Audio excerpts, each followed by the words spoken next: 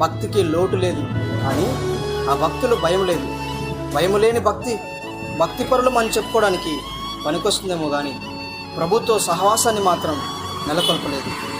భయము లేని భక్తి నిన్ను నీవు గణపరచుకోవడానికి పనికొస్తుందేమో కానీ ఆ భక్తి అన్ని జనుల మధ్య దేవుని నామాన్ని గణపరచలేదు సరికదా, దూషణ పాలు చేస్తుంది. మెడలో బంగారపు శిలువ, ఏసే గృహాధిపతి అనే బోర్డు, గోడలకు వాక్యాలు, దేవుని మందిరానికి వెళ్ళడం, దశమ భాగాలు ఇవ్వడం, సేవకులకు ఆతిథ్యం ఇవ్వడం, పేదవారికి సహాయం చేయడం, సంఘ కార్యక్రమాల్లో చురుగ్గా పాల్గొనడం, కనపడిన వారికి ప్రైజ్రాడు వందనాలు చెప్పడం, ఇలాంటివన్నీ భక్తిలో భాగం అనుకుంటున్నాం.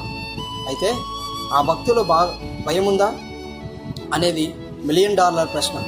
అంతరంగంలో లేని భక్తి బాహ్యంగా ప్రదర్శించినంత మాత్రాన అది నిజమైన భక్తి కానేరదు కదా.